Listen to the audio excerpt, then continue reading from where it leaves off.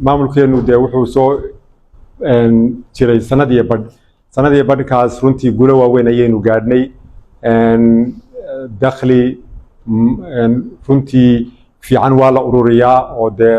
waxaa laga ururiyaa cashuuraha beriga cashuuraha kastamada isdiiwaangelinta miisaaniyaddii 2024 waa laga soo gudbay waa lagu dhaqmay ilaa heer miisaaniyaddii 2025 hadda ayay baarlamaankeenu ansixiyeen marka 2023 miisaaniyad yar oo 3 bilood ayaynu lahayn tii 2024 waa la ansixiyey oo wataynu ku dhaqmaynay sanadkii 2024 sanadkan 2025 agaasimaha iyo shaqaalihiisa ayaa qorayay miisaaniyad kale dee waa la ansixiyey hadda iyada inaan ku dhaqmanaa waana salaam dhammaantiin salaamu calaykum waraxmatullahi wabarakaatu runtii waa soo dhaweynayaa dhammaan shaqaalaha cusub ee wasaaradda maaliyadda ee maamulka SSC Khaatumo waxay inoo tahay wasaarad ahaan maamul ahaan sharaf iyo runtii karaamo aan la soo koobi karinin in aad ku soo biirtaan wasaaradda maaliyadda in aad soo codsataan shaqo aad soo dalbataan in aad runtii tartan martaan in aad tartanka ku guulaysataan daafurnaantaas yacni isla xisaabtankaas iyo cream of the crop waxa loo yaqaano ama labeentii inaynu helo maamulkeena iyo dadkeena SSC Khaatumo inay wasaarad kasta saa ugu soo biiraan ayaa loo baahan yahay dhalinyarada tihiin aniguna markaan dadka dhalinyarada ee runtii ku cusub career ama waxa loo yaqaan ama shaqo ku cusub waxaan rabaa inaan xasuusiyo waa idinka qofka mustaqbalkiisa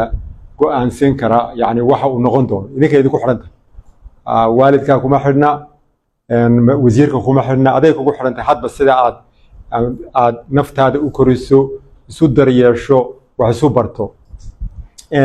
wataan maalintii markaad imtixaanka galayseen qaarkiin aan la kulmaayay waxa ugu horeeya aad markaad qof kulantaan uu isweydiinaya waxa war qofkan ma aamini karaa qofkan ma ciisayn karaa sababtoo aaminaada iyo ciisadu qofka sharfasu waa muhiim Soomaa saaxiibada waa inaad is aamintaan shaqada waa inaad dadka isku aamintaan adiga iyo dadka kula kulmaya xitaa familiesku waa inay is aaminaan waa inay also is xurmeeyaan xurmaduna ma ahan kaliya inay xagga hoose ka timaado wasiirka agaasimaha guud kulli waa inay xurmeeyaan shaqaalaha ka hooseeya sababtoo ah waxay oran jireen awrta dambe awrka hore saanqaadkiisa leeyahay Soomaa waxa aad hadba ka aragto qofka hogaamiyaha ah ayaa shaqaaluhuna ku dhaqmaya anagu subaxdii shaqadan soo galaa 8 subaxnimo waanu qadaynaa shaqada ilaa haddaanu joognaa waa system cusub aan islahayn idinkuna waa la jaan qaadi doontaan laakiin waxaan anigu idinkula dardaarmayaa soo dhawaanshaha kadib idinku ha u fiirsanina mar waxaa laga yaabaa in xoogaa debate iyo discussion adag waxaa la galo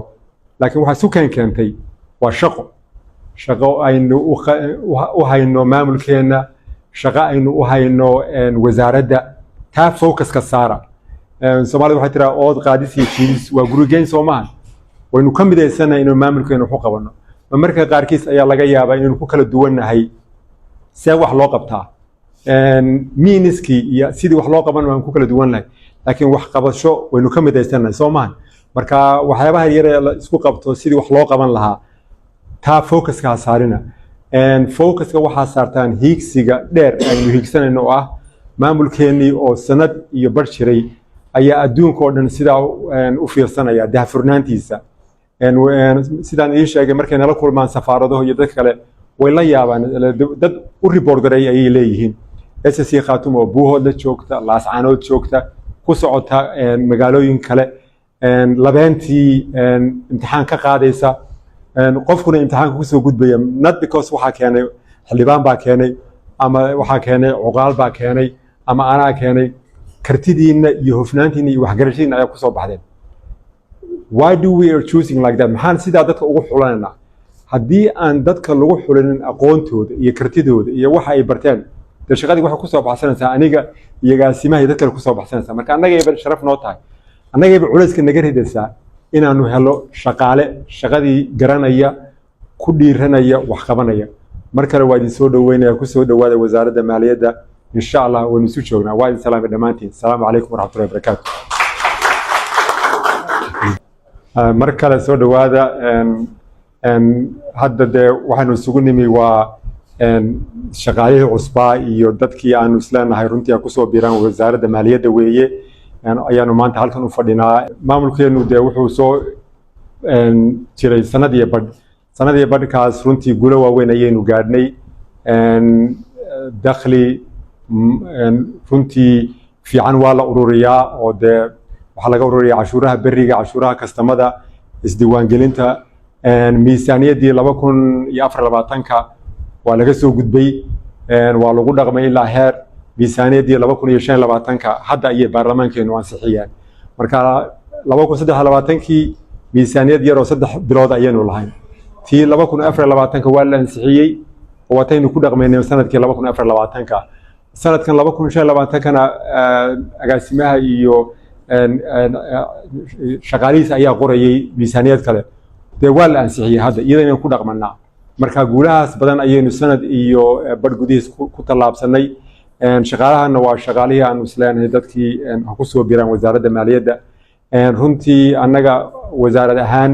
waxaanu rabnaa inaanu dhisno haddii aanu sharciyo yagleelno haddii aanu wasaaradda shaqaalaheeda dhisno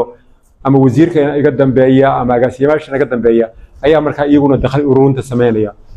haddaad wax dhisto waa rakarooni baan anigu oranayaa soo dhawaada mar kale waa idin salaam assalaamu calaykum